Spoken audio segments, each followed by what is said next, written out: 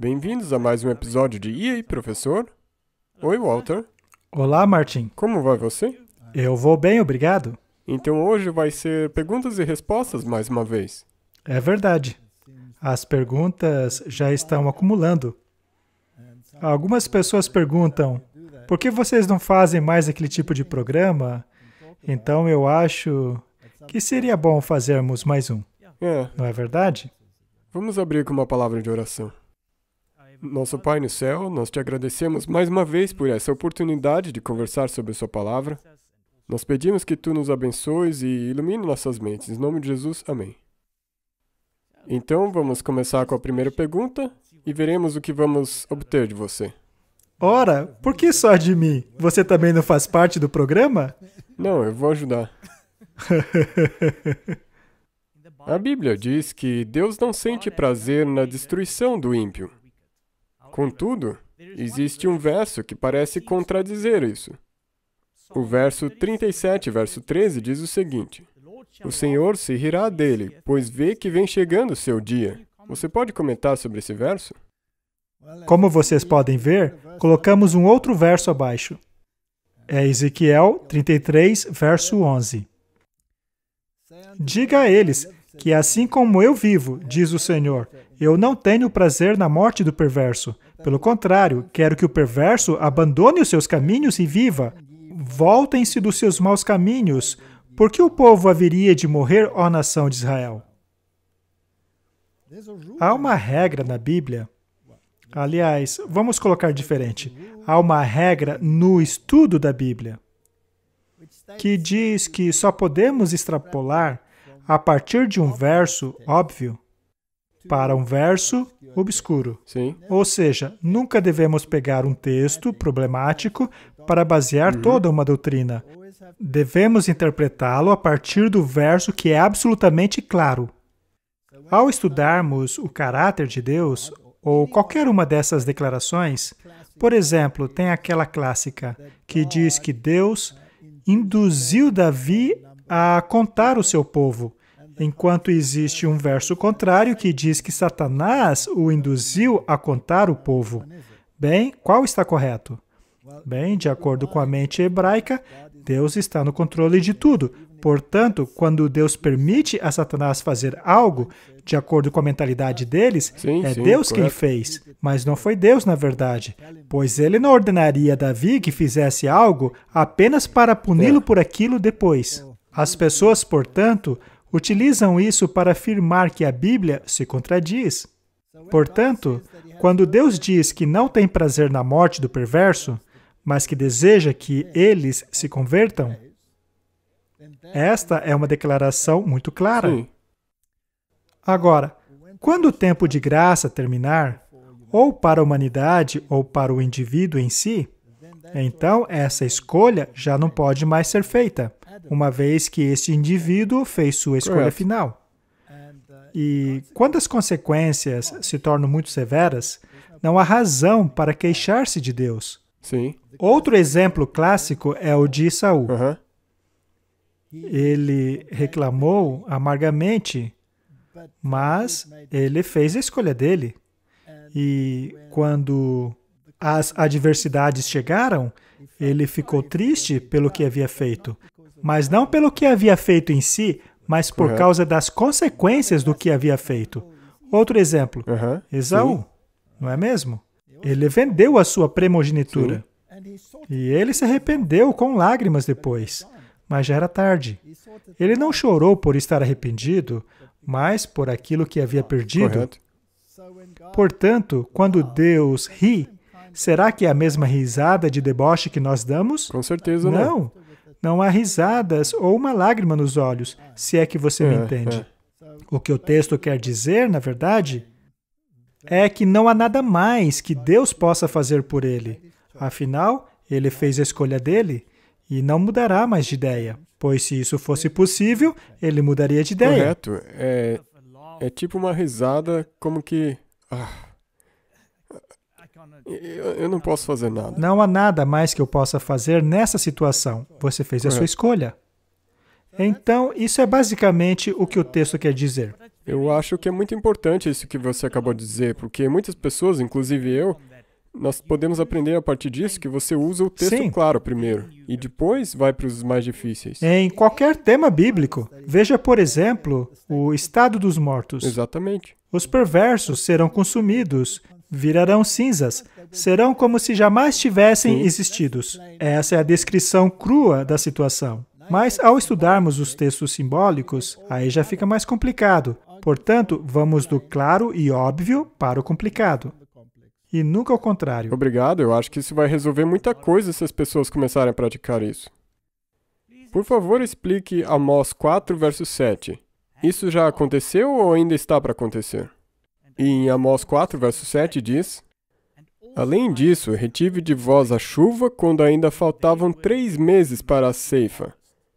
E fiz que chovesse sobre uma cidade e não chovesse sobre a outra cidade. Sobre um campo choveu, mas o outro, sobre o qual não choveu, secou-se. Muito bem. O que Deus está fazendo aqui? Ele está falando com o seu povo que havia se tornado obstinado e virado as costas para ele. E ele está tentando explicar a eles que ele os está tentando ganhar, valendo-se de exemplos ambientais. E esse é interessante, porque diz que ele seguraria a chuva de uma cidade enquanto deixa que chova na outra. Ele não quer destruir a humanidade, mas ele quer que ela perceba que as suas escolhas afetam as circunstâncias. Em certa ocasião, ele diz: eu lhes dei dentes limpos, o que quer dizer que não há nada para comer. Eu lhes causei fome, e ainda assim vocês não quiseram voltar para mim. Esta, portanto, é uma situação, e continua entre o povo de Deus. Até hoje? Desde o início da nossa natureza caída até os dias de hoje. E hoje em dia nós chamamos isso de mudança climática, não é mesmo? Mas será que Deus domina sobre a mudança climática? Sim. Será que Deus poderia auxiliar o homem em sua intervenção no clima? Com certeza.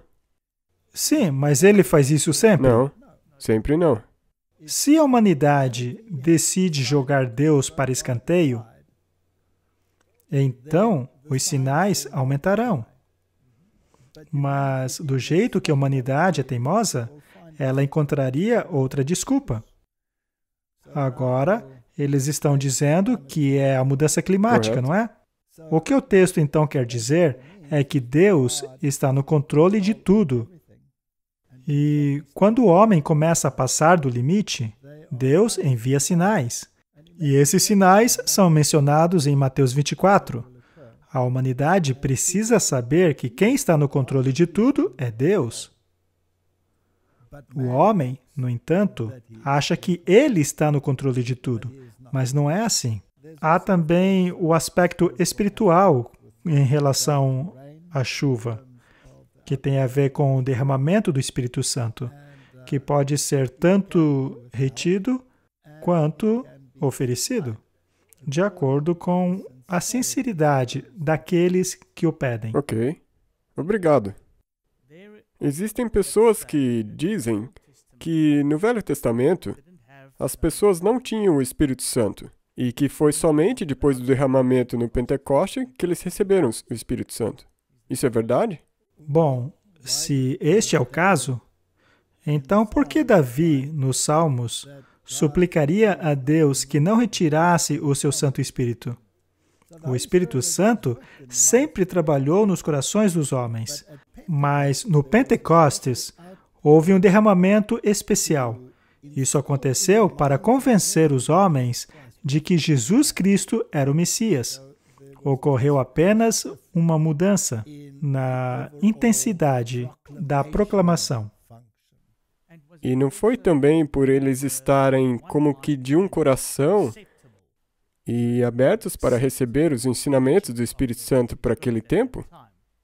Sim, já que eles, por experiência própria, já haviam reconhecido que Jesus era o Messias. Afinal, Pedro já havia reconhecido que Jesus era o Messias.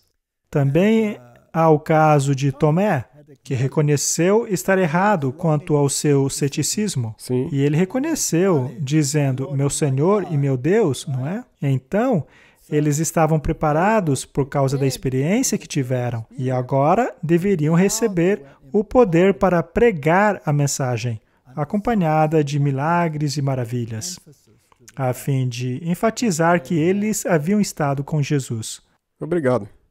Em Apocalipse 21, verso 8 diz, quanto, porém, aos covardes, e daí prossegue nomeando outros tipos de pessoa, a parte que lhes cabe será no lago que arde com fogo e enxofre, a saber, a segunda morte. Você poderia, por favor, destrinchar esse verso? No grego significa com muita timidez e sem fé.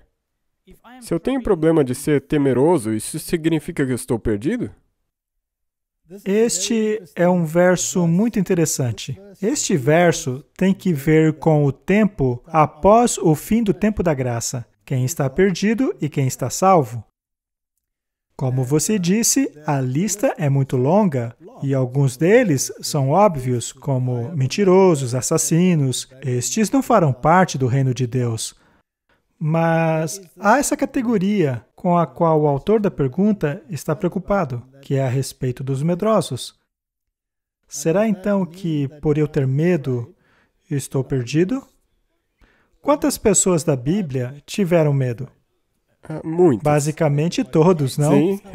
Pelo menos em algum ponto. Com certeza o verso não se refere a isso. Quem são, então, os medrosos? Quem são os tímidos e sem fé? Lembre-se que isso se refere após o fim do tempo da graça. Nessa ocasião, a decisão já foi tomada. Todos já fizeram a sua escolha. E essa decisão determinará a consequência eterna. Essa decisão envolverá a marca da besta. Sim. Será feito um sério aviso para aqueles que pensam em aceitar a marca da besta, ao invés do selo de Deus. Sim. Essa será a decisão. Dentro de tudo isso, também haverá o elemento da coerção, Sim. já que a igreja e o Estado, a imagem da besta, imporá uma enorme pressão aos crentes para seguirem uma certa linha de pensamento.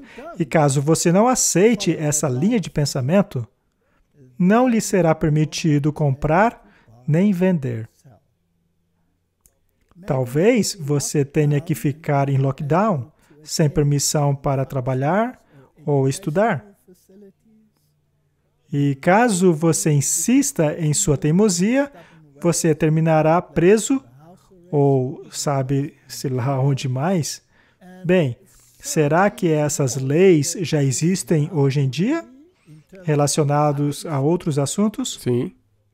Poderiam essas leis serem expandidas para incluírem lockdowns climáticos, Certamente. leis dominicais, esse tipo de coisa? Com certeza. Com certeza. Muito bem. Mas e se você decidir, por medo das graves consequências, seguir com a multidão? Você terá feito a sua decisão, mas como as pessoas saberão que a sua decisão foi a decisão final? E isso ficará evidenciado caso essa pessoa se volte para perseguir o povo de Deus. O seu motivo final foi que você estava com medo das consequências. Nós falamos sobre isso na pergunta anterior. Saul tinha medo das consequências, mas o seu arrependimento não foi sincero. Estes, portanto, são os medrosos, são aqueles que preferem seguirem a multidão. Agora, em relação àqueles que são, em sua natureza, fracos ou incapazes por causa de problemas mentais, pessoas que não possuem capacidade para tomarem decisões deste nível, elas podem ter medo também. Deus, no entanto, levará tudo isso em consideração. A Bíblia diz que muitos serão levados a descansarem, para aguardarem no pó, pela vinda do Senhor.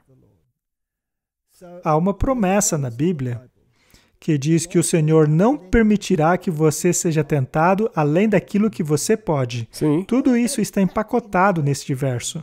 Sim. Portanto, não devemos ler este verso achando que qualquer pessoa que sente medo está perdida. Sim, é quando você age com medo e sucumbe a ele de tal modo que você perde a fé. É aí que isso se torna um problema. Não apenas isso, mas também caso essa pessoa se volte contra o povo de Deus. Se você passar a chamar a luz de trevas, então você chegou no ponto sem volta. E isso é muito assustador, porque pode parecer que é fácil de sair. E há mais uma questão. Até mesmo os mais fortes sentem medo. Ah, sim. Veja, portanto, o exemplo de Pedro. Eu estava pensando nisso também no começo. Sim. Por acaso ele teve medo? Sim, com certeza. Ele não estava com medo quando estava conversando com Jesus. Estava cheio de coragem. Cheio de si. Mas quando chegou a hora H... E você acha que haverá Pedros no futuro? Com certeza. Como podemos nos fortalecer? O que Pedro fez após perceber o erro dele? Quando ele ouviu o galo cantar pela última vez? Bem, ele fez aquilo que Jesus disse que esperava que ele fizesse. Ele se arrependeu. Ele saiu correndo, chorou amargamente e se arrependeu. E no final, tornou-se tão forte que foi capaz de ser crucificado de cabeça para baixo. Não é? Esta, portanto, é a questão. Precisamos ser bastante cuidadosos, e é por isso que a Bíblia nos dá tantos exemplos, para que não permitamos que o medo atrapalhe o nosso julgamento. E para não permitirmos que ele atrapalhe o nosso julgamento, precisamos ter fé absoluta nas promessas de Deus. E eu oro para que nós realmente tenhamos. Vamos para a próxima pergunta. Essa pergunta é a respeito de um dos livros do Espírito de Profecia, chamado de Verdade sobre os Anjos. E essa pessoa pergunta: quando eu leio na página 273 do livro Verdade sobre os Anjos, que está sob o título A Personificação de Satanás após o encerramento da graça, eu tenho a opinião de que Satanás enganará pessoas depois do fechamento da porta da graça, e o alvo desses enganos será as pessoas que passam pela angústia de Jacó. Eu estou aberto a correções, então qualquer esclarecimento seria muito bem-vindo.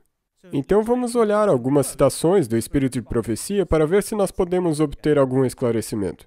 Muito bem. Este parágrafo é do livro A Verdade sobre os Anjos. A ira de Satanás aumenta conforme o seu tempo encurta, e a sua obra de engano e destruição alcança o seu clímax no tempo de angústia. O tempo de angústia é depois do fim do tempo da graça. Findou a longanimidade de Deus. O mundo rejeitou a sua misericórdia, desprezou o seu amor e transgrediu a sua lei. Os ímpios ultrapassaram os limites da graça e o Senhor retira deles a sua proteção, deixando-os à vontade do líder que escolheram. Como ato culminante, o grande drama do engano, o próprio Satanás personificará Cristo. A igreja tem há muito tempo processado considerar o advento do Senhor como a realização das suas esperanças. Assim, o grande enganador fará parecer que Cristo veio. Em várias partes da terra, Satanás se manifestará entre os homens como um ser majestoso, com brilho deslumbrante, assemelhando-se à descrição do Filho de Deus dada por João no Apocalipse. A glória que o cerca não é excedida por coisa alguma que os olhos mortais já tenham contemplado. E soa nos ares a aclamação de triunfo: Cristo veio! Cristo veio! E aqui há um resumo no livro Eventos Finais. Satanás vê que está prestes a perder o seu caso. Ele não pode arrastar todo mundo. Ele então faz um esforço desesperado para vencer os fiéis através do engano, e ele personifica Cristo. Ele se veste com as mesmas vestes reais que foram precisamente descritas na visão de João. Ele tem poder para isso. Ele aparecerá a seus seguidores iludidos. O mundo cristão, que não recebeu o amor da verdade, mas teve prazer na injustiça, que é a transgressão da lei, ao Cristo vir pela segunda vez. Temos dois aspectos aqui. Eles são ligeiramente diferentes nos dois parágrafos que lemos. Sim. O primeiro dá a impressão de que isso ocorrerá depois do fim do tempo de graça. Já no segundo, dá a entender que pode acontecer antes do fim do tempo de graça, já que ali é dito que isso seria o seu último esforço desesperado para enganar os fiéis. Agora, caso eles estejam selados depois do fim do tempo da graça, então nenhum esforço para enganá-los funcionará, pois aqueles que forem fiéis, fiéis continuarão. Sim. E aqueles que não, os que não, então que fiquem do jeito continuarão assim. Qual seria o caso, então? Mas isso também pode significar que ele vai tentar, mas sem sucesso. Sim, mas aí o esforço seria inútil. A outra possibilidade, e algumas pessoas acreditam assim, e eu não vejo problema com isso, ok? Mas acreditam que esse último esforço que ele aplica no último engano não é tanto para fazer com que os justos abandonem a justiça, o que é impossível, pois eles já foram selados após o fim do tempo da graça. Mas seria um esforço para colocar os perversos contra os justos. Sim, eu vejo como esse cenário poderia ser possível. É uma possibilidade. Mas a questão é que existem argumentos para os dois cenários. Alguns acreditam que isso acontece após o fim do tempo de graça, o que pode ser, enquanto outros acreditam que é antes do fim do tempo de graça, o que também pode ser. Cada um pode analisar os argumentos e fazer uma conclusão pessoal. E eu acho que nós temos que ter certeza de que nós entendemos e conhecemos nossa Bíblia, para que nós não sejamos enganados. Quando Satanás fizer isso, quando ele aparecer deslumbrante como um ser iluminado, conhecer bem a sua Bíblia será extremamente importante. Sim, porque não é verdade que nós não saberemos quando a porta da graça vai se fechar? Nós não saberemos exatamente quando isso tiver acontecido. Não haverá um grande anúncio dizendo que isso aconteceu. Haverá um anúncio no céu, mas não saberemos. Sim, então nós temos de estar prontos a despeito disso. De uma maneira ou outra, precisamos estar prontos. Mas devemos tomar o cuidado, Martin, de não pegarmos assuntos como esse e transformá-lo em um ponto de salvação, dependendo de qual seja a sua opinião. O que salva uma pessoa é se ela obedece a Deus e seus preceitos ou não. Amém. E aqui nós temos mais 4 perguntas. As duas no final nós vamos responder brevemente. Mas as primeiras duas. A chuva serôdia já está caindo? Vamos começar respondendo essa. Amém? A chuva serôdia vem com o alto clamor, que por sua vez ocorre após a sacudidura. Portanto, a plenitude da chuva serôdia não está caindo agora. Mas podemos dizer que gotas da chuva serôdia estão caindo, o que quer dizer que o coração das pessoas está sendo preparado para os eventos futuros. Algumas gotas aqui, algumas gotas ali, preparando o coração das pessoas para o que está vindo. Mas o grande derramamento, quando haverá um alto clamor do povo de Deus, que será depois da sacudidura, ainda não aconteceu. Gostaria você de talvez especular sobre quanto tempo falta para chegarmos lá? Você gosta de me colocar em apuros, não é? Agora eu sei quem é o instigador por aqui. Digamos que está às portas. Ok, essa é uma resposta boa, obrigado. A porta da graça fechará primeiro para os adventistas? A Bíblia não diz que há 2 fins do tempo de graça. O que a Bíblia diz é que há um fim do tempo da graça, que o perverso continue perverso e que o justo continue injusto. Este é o fim do tempo da graça. Mas há um verso na Bíblia que diz que o julgamento começa na casa de Deus e que começa com os anciãos. Correto. Com os líderes, por exemplo. Portanto, é óbvio que existe um processo. Mas eu não iria tão longe a ponto de dizer que o julgamento será terminado primeiro nesta denominação antes de seguir para a próxima. Mas este processo começa na casa de Deus. Obrigado. Agora, o que o Walter come durante um dia e o que o Martin come durante um dia? Comida. Durante um dia eu também tendo a comer comida.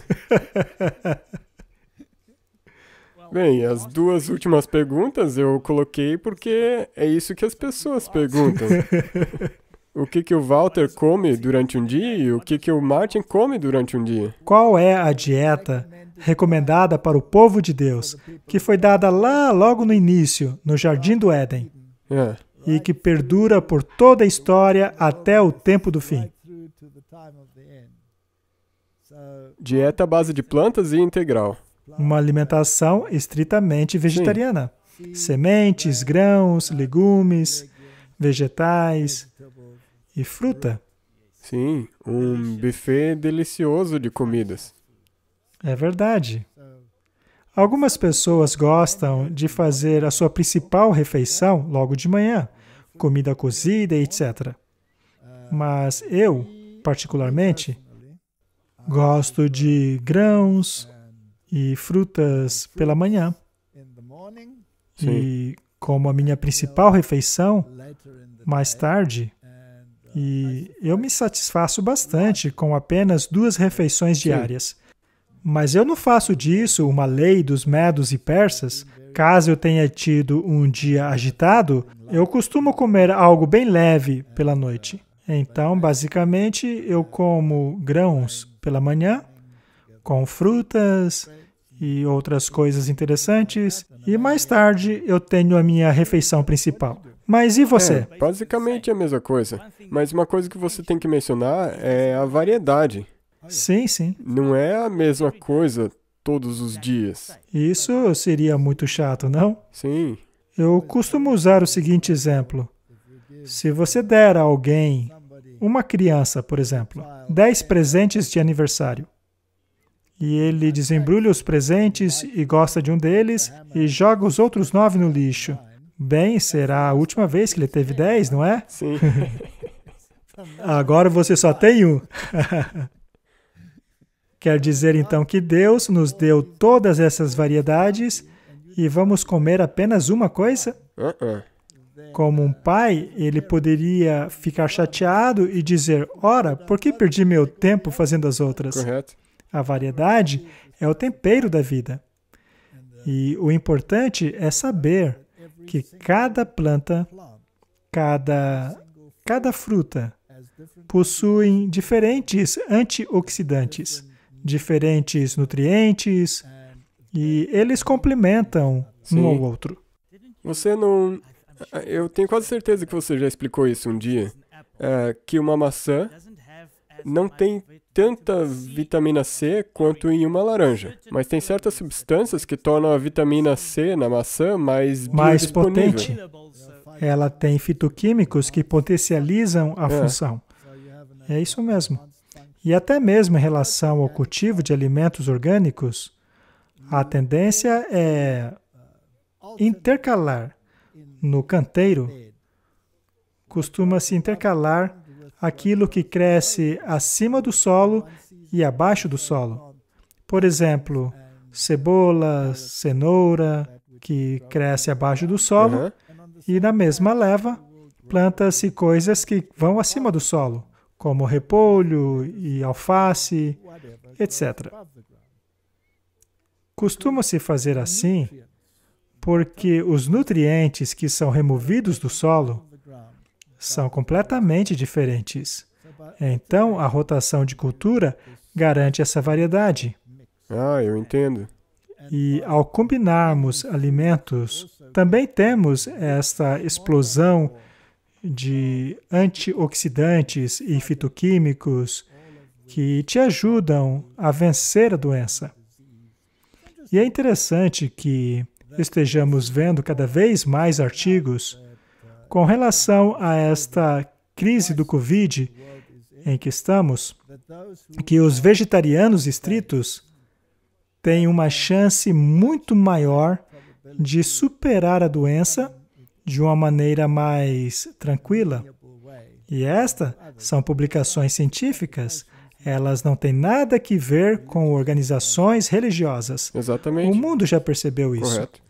Portanto, esta é a melhor dieta. Sim, com certeza. Eu nunca conseguiria voltar atrás. Mas, ainda sobre este assunto, Martin, sobre o que você come,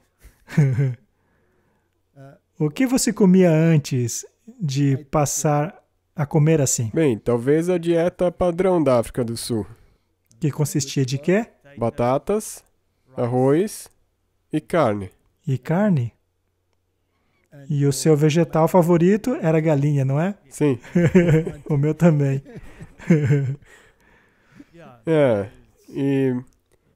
E também todos os outros seres rastejantes e tudo mais. Você gostava de variedades, Sim. então, não é? Gostava de misturar tudo, parece. Mas eu fico feliz que paramos com isso. Com certeza. Sabe de uma coisa, Martin? Quando eu costumava comer assim, eu sentia o meu cérebro embotado. Eu já contei essa história antes. Quando eu tinha que dar aulas após o almoço, era terrível, pois eu tinha essa névoa mental e não conseguia me livrar dela. E isso não acontece mais. É incrível.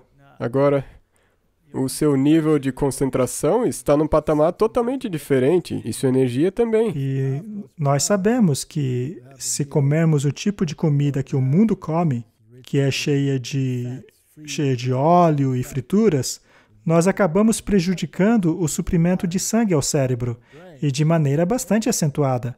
Por exemplo, uma xícara de café corta o oxigênio de seu cérebro em 40%. 40%. Você acha mesmo que é possível decidir sobre questões de vida e morte, tendo-se apenas 60% do fluxo sanguíneo no cérebro? Sabe, e o problema é que existe uma discussão tão grande acontecendo.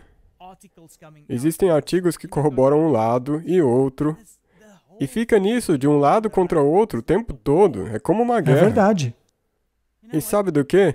A coisa é que, no fundo, é uma decisão isso mesmo. pessoal. Existe toda uma guerra de pessoas tentando impor as suas decisões em outras pessoas. Sabe o que é importante para mim? É que o espírito de profecia é bastante claro ao dizer que a sua capacidade para tomar decisões começa no estômago, não é? É assim mesmo. E a ciência por trás disso também é bastante claro. Como eu já disse, quando cortamos o suprimento de oxigênio para o cérebro e fazemos uso de substâncias que embotam a capacidade do lóbulo frontal, então é claro que a sua capacidade de tomar decisões será prejudicada. Sim.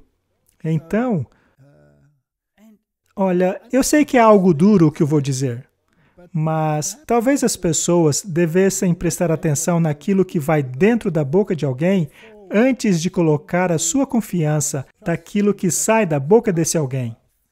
É, com certeza, eu concordo com isso. Eu já estive em alguns encontros nos quais foram servidas refeições nos intervalos. E apenas de olhar para aqueles pratos, você já consegue ter uma ideia do que está na mente das pessoas. Sim, eu também tendo a observar isso. Você também? E isso remonta àquele verso de Apocalipse com o qual nós começamos. Sobre ser fiel ou medroso. Não gostaria você de ter uma capacidade otimizada de fazer escolhas? E se certa dieta é comprovadamente melhor para te fornecer uma clareza mental, então talvez valha a pena tentar. E não é só isso. Algumas pessoas costumam perguntar, o que isso tem a ver com religião? Bem, em meu passado eu estava bastante envolvido com o movimento da Nova Era e bastante envolvido com pessoas deste movimento. E eles levam a alimentação muito a sério, para que possam ter uma boa conexão com o mundo espiritual. E as pessoas com as quais eu me envolvi, quando queriam ter uma experiência espiritual específica, ou mesmo se eram pessoas que queriam ter uma experiência direta ocultista, queriam se comunicar com espíritos, ou mesmo os fanáticos da ufologia, todos eles adotavam uma dieta estritamente vegetariana para conseguir isso. Ao lermos os livros da Nova Era, nos quais as entidades espirituais comunicam a sua vontade, elas deixam bastante claro que não devemos comer carne para termos uma comunicação melhor com elas. Portanto, se este é o caso em relação ao espiritismo, em adoração direta a Satanás, o quão mais importante é com o povo de Deus? Com certeza. Então, eu espero que nós tenhamos respondido essa. Eu também.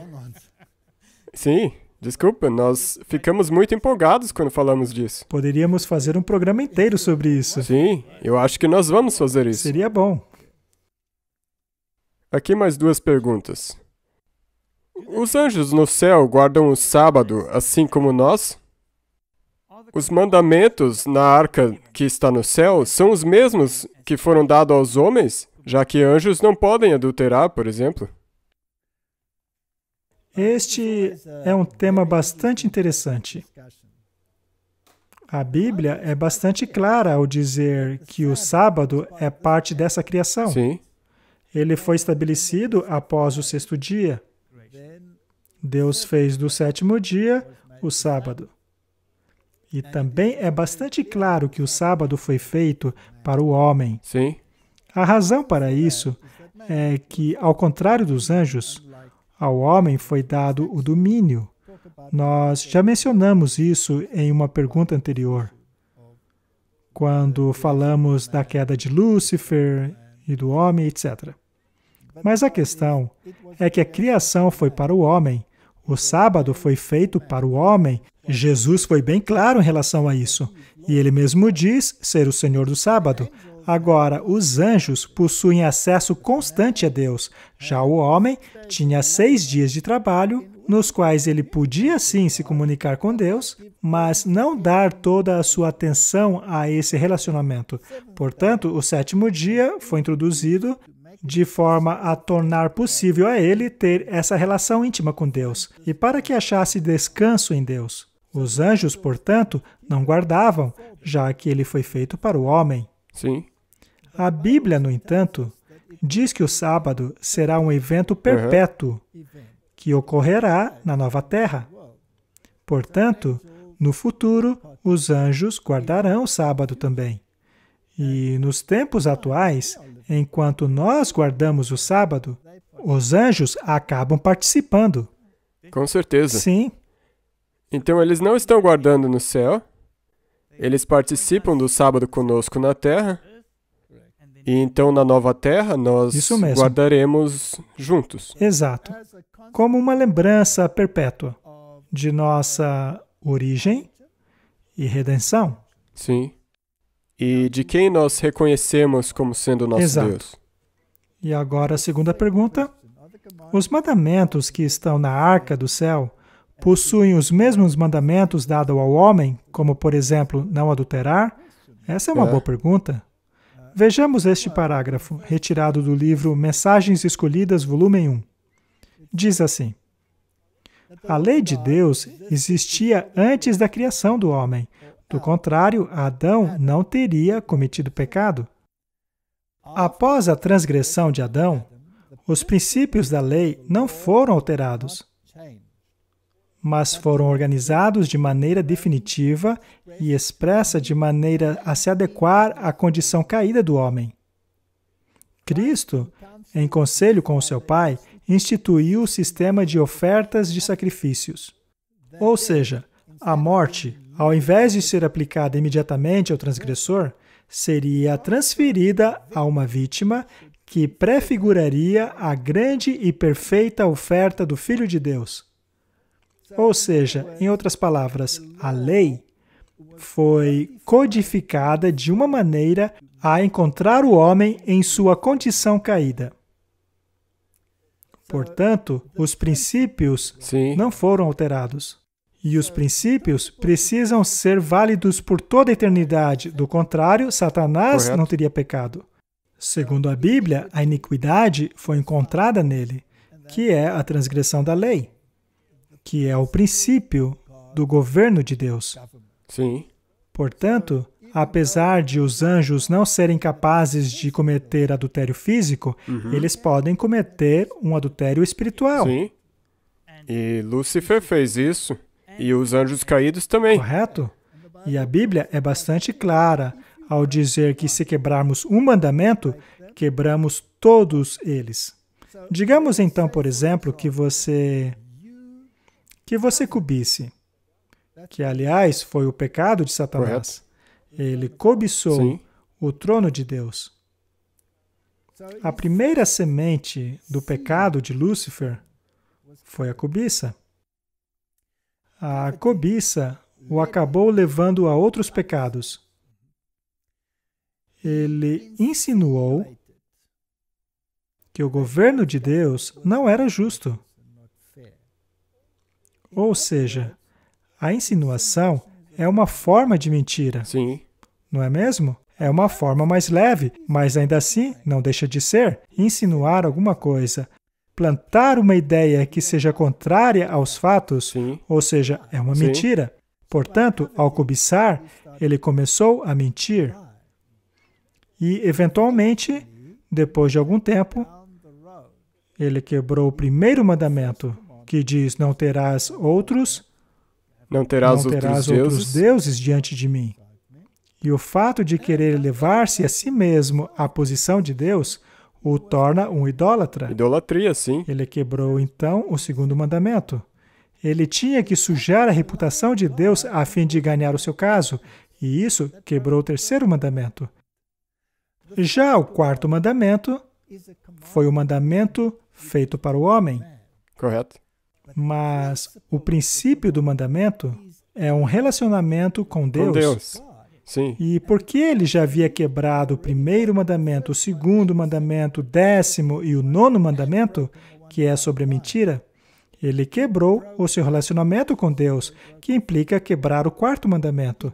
Ele também desonrou o seu pai, que é Deus. Ele quebrou o quinto mandamento. Ele estava preparado até mesmo para matá-lo, e ele o fez, quebrando então o sexto mandamento. Ele não quebrou todos. Sim. Isto não é adultério espiritual? Sim. Portanto, ao quebrar um, ele quebrou todos. Correto. Estes mandamentos, portanto, são princípios eternos. E é por isso que está tão arraigado. Esse é o caráter de Deus. Como você disse no começo, é o modo dele de governar o universo. É a base do seu governo, o fundamento de seu governo. É a lei moral de Deus. Israel, como nação, ainda é o povo da aliança de Deus? As promessas ainda se aplicam a eles? Sabe, Martin, esta é uma grande pergunta.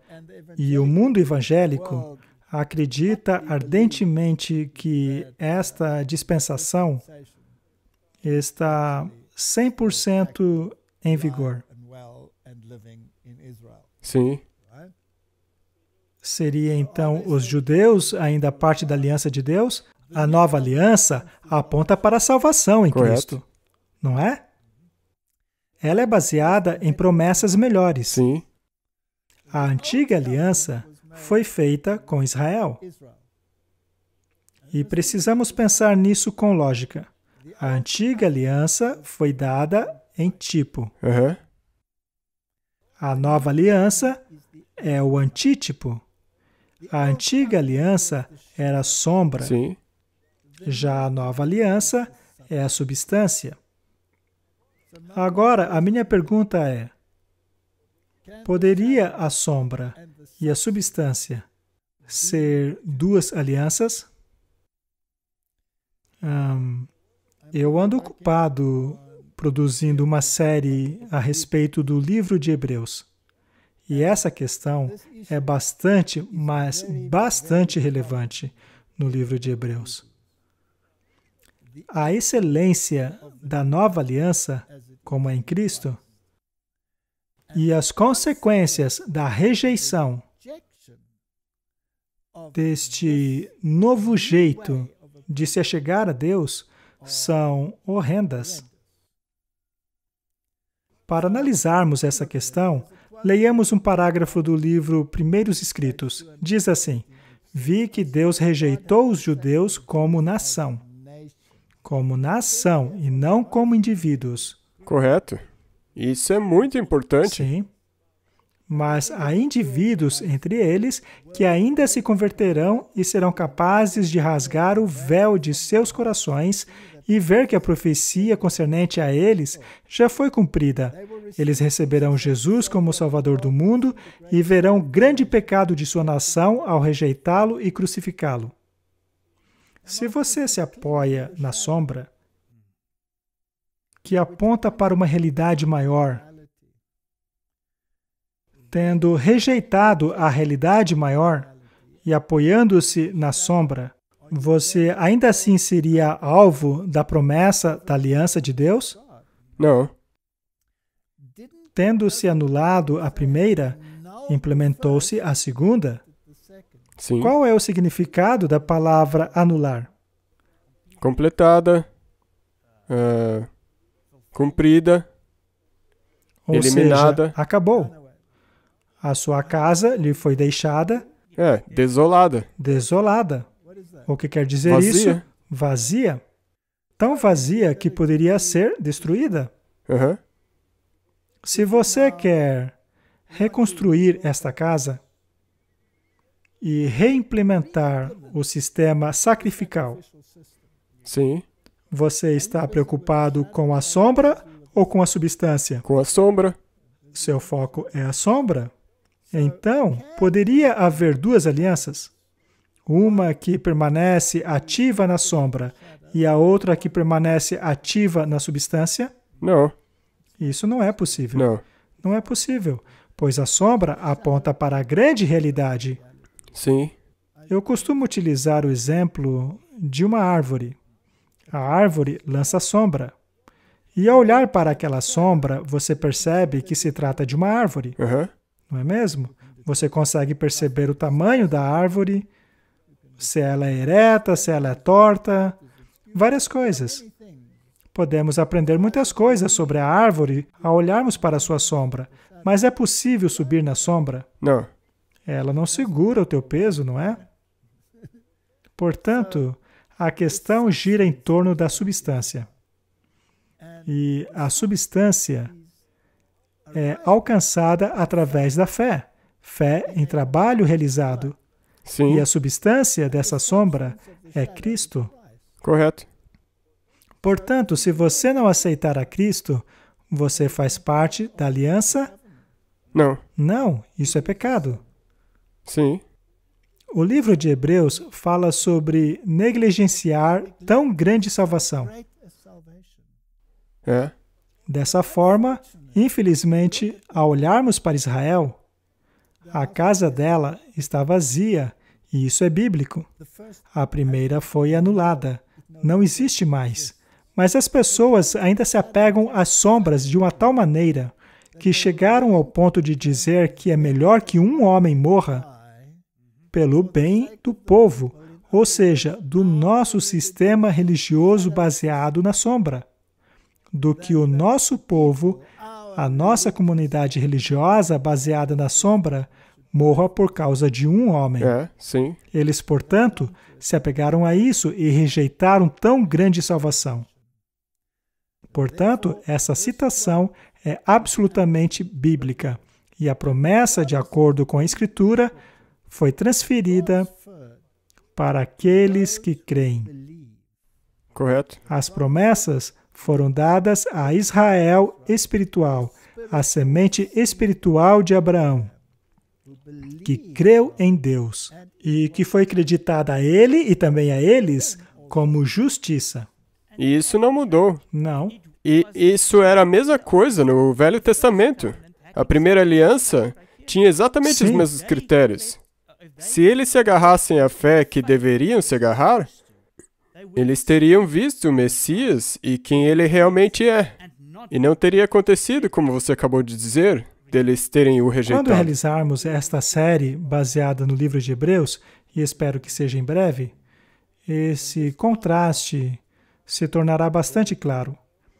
É um pouco difícil, em apenas uma breve resposta de um programa como esse, esclarecer este assunto que se tornou tão grande hoje em dia no mundo. Todos os olhos do mundo estão hoje em Jerusalém. Todos os olhos estão voltados para lá, aguardando pela construção do terceiro templo. Acontece que não restou nenhuma pedra sobre a outra do segundo templo. Mas o que isso significa espiritualmente? E não restou nenhuma pedra sobre a outra. Nenhuma pedra. Nem mesmo a pedra angular ficou no lugar. Nada. Tudo se foi. Acabou, já era, foi anulado. Foi substituído. E isto é muito importante. Agora, qual é a origem do Estado moderno de Israel? O Estado foi criado a partir de um conceito bíblico ou foi criado a partir de um conceito maçônico? Nasceu a partir de um conceito maçônico, mas eles usam escrituras bíblicas para tentar justificá-lo. Sim, mas eles distorcem as Exatamente, escrituras é bíblicas. assim mesmo que é. Este é um conceito maçônico, estabelecido através das finanças das fraternidades maçônicas. Até mesmo as nações, a partir das quais ele foi criado, nem sequer constituem das pessoas que estão atualmente lá, uma vez que muitos deles são conversos ao judaísmo. Eles não pertencem à tribo literal de Judá. Portanto, há muitas questões aqui que merecem ser abordadas. E, como eu disse, nós pretendemos fazer isso através de uma série do livro de Hebreus. Obrigado, e acho que com isso nós podemos concluir. Sim, Você pode finalizar para nós com uma palavra de oração? com certeza. Nosso querido Pai, as perguntas são muito importantes. Há tanta confusão pelo mundo afora. Ajuda-nos a nos enraizar em Tua Palavra, a acreditar naquilo que está escrito, a guardar no coração, a comparar Escritura com Escritura, a fim de nos certificar de estarmos no caminho correto. Dá-nos discernimento para identificar a verdade. Pedimos em nome de Jesus. Amém. Amém. Obrigado por assistir esse vídeo. Para se inscrever, clique aqui. Quando o sino aparecer, clique novamente para receber notificações. Para assistir ao próximo vídeo, clique aqui. Obrigado.